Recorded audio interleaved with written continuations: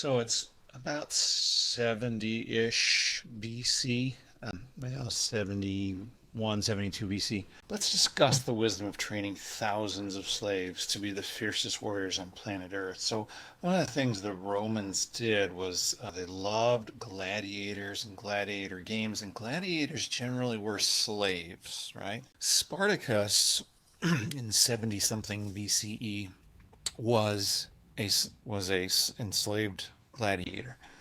So here you have the fiercest army on earth, the fiercest military on earth, training enslaved people to be the fiercest of the fiercest.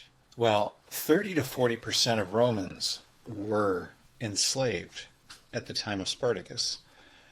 So when Spartacus and his gladiator buddies break out and decide they've had enough, other slaves are going to rally to them. And they may or may not have any skills, but Spartacus and his gladiator buddies are going to train them.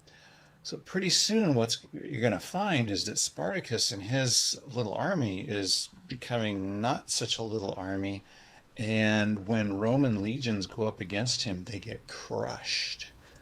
Time after time after time.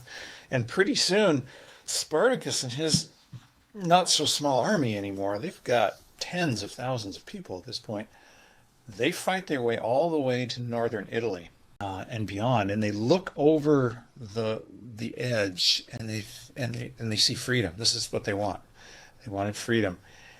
And Spartacus and his other gladiator buddies and the rest of the army, they look and they say, yeah, it's beautiful, lots of mountains and trees, but not much down there. And they look back at Rome, where they've come from, and they think, man, that's where all the wealth and awesome stuff is. They turn around and go back. So more Roman armies come up and they get crushed, and eventually Spartacus makes a deal with pirate. Bad move. The pirates don't show up because they're off doing pirate things, and Spartacus gets crushed by some Roman legions and crucified along with, I think, 6,000 of his followers, something like that. But wow, just the very notion of enslaving this huge of a population kind of harkens back to Sparta, right? Spartacus, right? To Sparta and the Helots. Remember how the Spartans were kind of enslaved to keeping their own slaves in check? Well, the Romans are kind of flirting with this problem now. Anyway.